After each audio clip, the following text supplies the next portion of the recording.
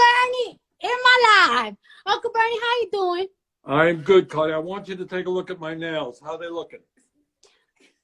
They're looking very quarantined. I could tell you've been on quarantine for a while now with your nails, but you know what? It's okay, Uncle Bernie. Okay. So, how you been? Bernie, I don't know. You know what I'm saying? I don't know if anybody told you, but the last time I got on live, I had a fit because I was so hurt and upset that you dropped out of the race and everything. And I was upset because, I be looking on Twitter and I be looking on my Instagram, and I know that there's so much people, like the youth, supports you so much. I know they support you so much. So when I see that you dropped out of the race and everything, I kind of know why, because it's so expensive. It's very expensive to run a campaign, and when things are not going, the way that you want it to go, it's just like, hey, let me just drop it right now before we spend money on other things. And I was really upset because I keep telling the youth and I keep telling my people and my supporters, like, it's like, you guys really have to go and vote. And now we are now we're stuck between 45.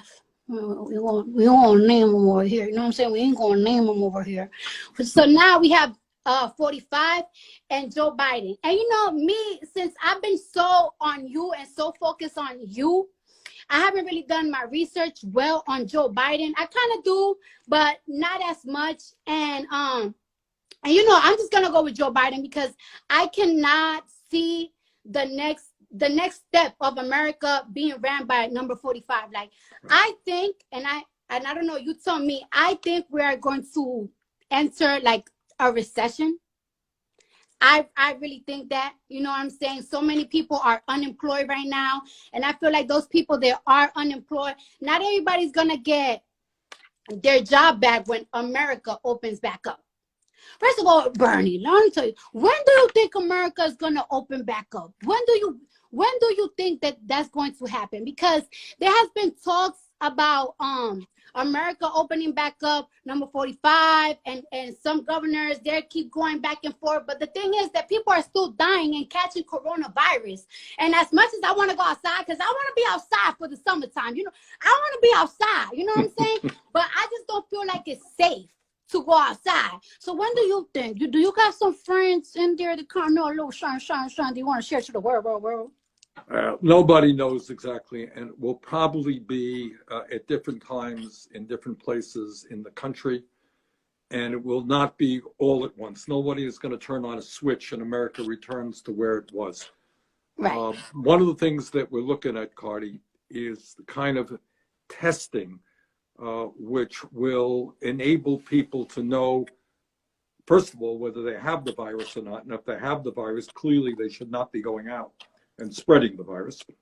Second of all, if they have antibodies, which will make them immune, perhaps, to somebody else giving them the virus. So we got a lot of work to do on that. Yeah. What you said a moment ago, what has to be said over and over again, a lot of people are hurting tonight. A lot of people have lost their jobs. They're worried about how they're going to get food for their family, how they're going to pay their rent, pay their mortgages. And in Congress, some of us are trying to deal with those issues as well. Yeah.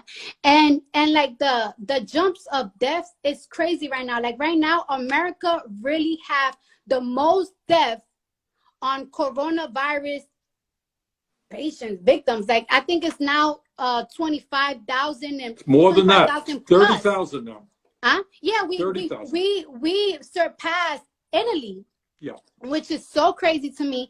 And what I'm seeing, ways that they are preventing, I don't think that this will happen in America, because America, I love my privacy, but in Wuhan, ways that they are preventing people from spreading the virus is like they're controlling where are people going. Like every single time that people get out of their apartments, they have to, like, I don't know, do a certain type of scanning. Every time they pay for something, they do a certain type of scanning. So when somebody goes to the hospital with the coronavirus, they can detect where you got the virus, and they can advise you that you've been around a person that has the coronavirus. And that's what they're doing in Wuhan to prevent the virus. But I don't think that as much as I would like the coronavirus to stop spreading, it's just, I don't know, that's just too much information on the people. And well, the balance here, and it's a tough one. yeah. We have to stop the spread of the disease. Yes. And, you know, if somebody is in a room with a whole lot of other people, a whole lot of people can get sick and some of them can die. And that we have to stop. On the other hand, you have a legitimate concern. We don't want to be having all kinds of information and, you know, on everybody in America. That's a violation of civil liberties. So how you get that balance is what we're kind of working on. But the main thing right now is to stop the spread of the disease. The other thing is to make sure that if somebody is in the hospital, they get the care that they need, that the doctors and the nurses have the protective equipment that they need. You know, we're losing doctors and nurses who are becoming sick, sometimes dying because they don't have the kind of masks and other equipment they need to protect themselves. Right. And, you know, and it really makes me sad because there are like some patients, like I know somebody that have somebody in the hospital right now with coronavirus, and it's like they are in a very bad state. And it makes me sad that they cannot have their family around them to nurture them, to hold their hands and say like everything is going to be all right. Like not everybody trusts doctors, not everybody trusts hospitals. Like you always want like somebody looking over. And it's really sad that some people like their last moments, they cannot even spend it with their families, which is something that is really sad. It's really heartbreaking. Hi, husband. Oh, that's my husband. He's so burning my husband. Sorry. And that's the type of things that, you know, it makes me sad. But right now, even though we are going through this coronavirus crisis, you know, people are still running. And I heard that you are endorsing now Joe Biden. And, you know, we're really now in the matrix. It's either Joe Biden or Trump. And one thing is, you know, a lot of people like the youth, they don't really rock with Joe Biden because he's conservative. But the thing is that, like, you know, I think Obama, right? I think Obama did like a smart move when he picked Joe Biden as his vice president, because that's how he got the conservative vote. And just because there's so many people that are liberal like me and are a little bit more open with things, a lot of these states are not. So I think that that's why, you know, Obama had Biden as vice president, and now he's endorsing him, and we're very excited to see that. I'm very excited, and I'm excited too that you are endorsing Joe Biden. And I will want you to tell my platform, why are you endorsing him? Like, why should we vote for him? Well, and a couple how of can reasons, we spread for us to vote for Joe Biden? Okay. First point is that when I announced that I was running for president, and there were like 18 people running, you know, what I said is, if I don't win, and I tried hard to win, I will endorse the Democrat who wins, because Donald Trump is, to my mind, the most dangerous president in the modern history of America. This is a guy who lies all the time. He doesn't believe in science. He downplayed this whole coronavirus, which has led to the deaths of many thousands of people unnecessarily. He doesn't believe in the Constitution. He thinks he's above the law. So this is a bad news guy that has got to be defeated. And I will do everything that I can to defeat him. What I am also trying to do right now, Claudia, is to work with Joe to see that he becomes a more progressive candidate. All right. In other words, what I want to see him stand for, which he will, is to raise the minimum wage to at least $15 an hour, to make sure that all of our young people have the opportunity to go to college regardless of their income. All right. To cancel student debt for a lot of people. I would go further in all of these areas than he goes, but he is moving in the right direction. He's moving in the right direction on immigration reform. I think you will be pleased to hear what he has to say. I know that criminal justice and the number of people who are in jail today, often African American or Latino, disproportionately, is an issue of concern to you. I think you'll be hearing him making some pretty strong statements about the need for criminal justice reform to make sure that we're not throwing young people into jail, but getting them the education and the jobs that they need. Yeah. And even like right now, people that are in jail, they are not being protected as good as they should with this coronavirus. And one thing that baffles my mental, right, about number 45 is that, when this coronavirus news was hitting and everything, he just kept blaming that this was a move of the Democrats to make him look bad, that everything that the Democrats do is bad propaganda, right, to make him look bad. But the thing is that, honey, you don't need the Democrats to make you look bad. You make your own self look bad. There were so many chances that he had when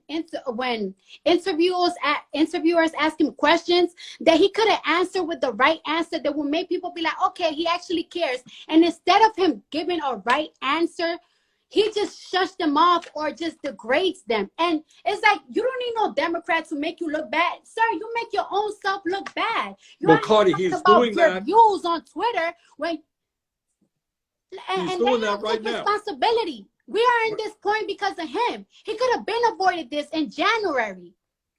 A lot of people, I have a lot of love for the Chinese people, but a lot of people, when coronavirus was becoming trendy in America, it was like around early January, and a lot of people felt like it would have been racist or prejudiced to close the borders from China to America.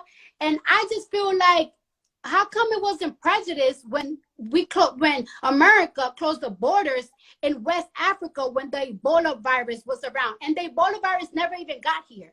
So that's my thing. I feel like they put capitalism, money, trading goods before our health. And that's my problem.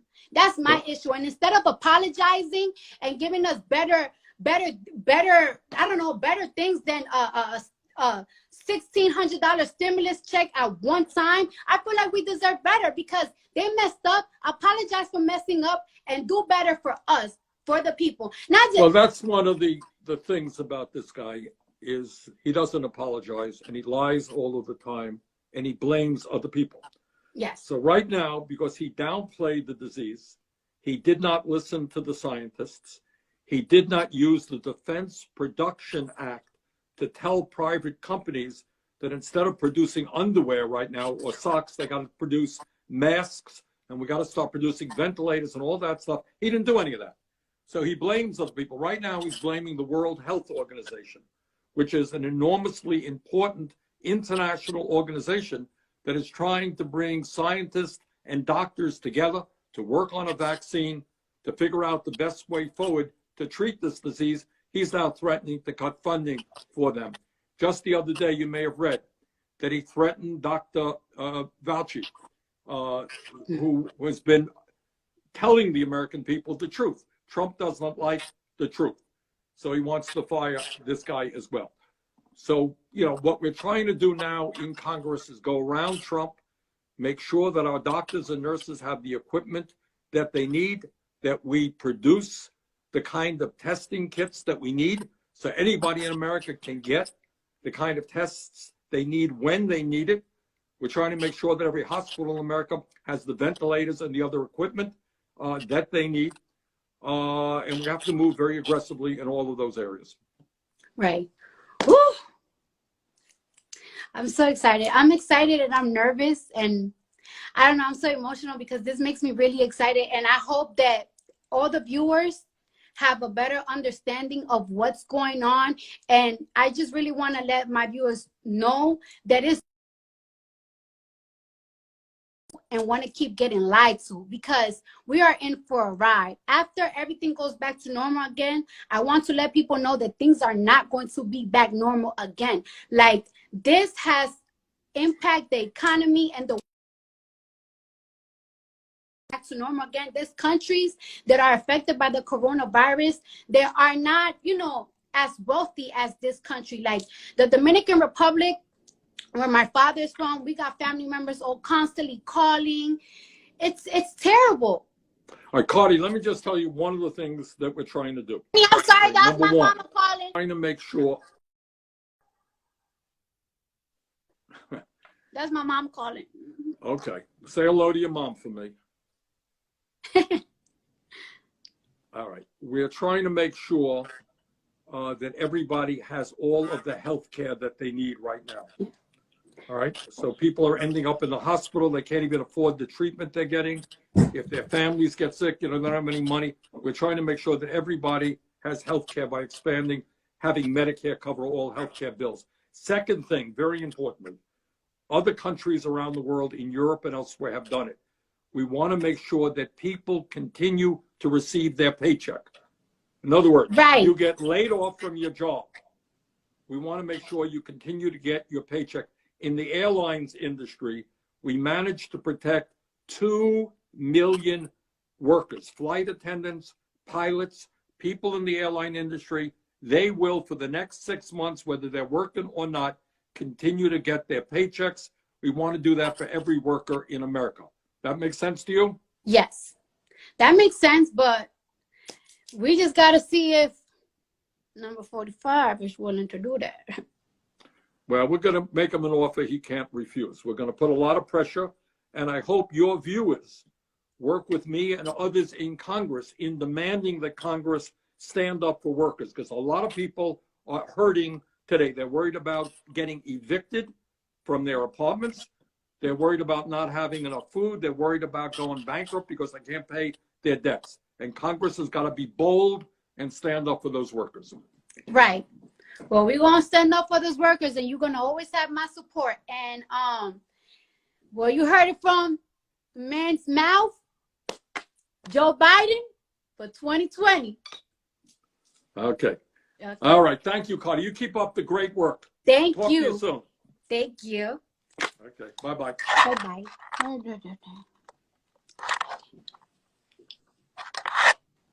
Well, guys, you heard it from the source's mouth.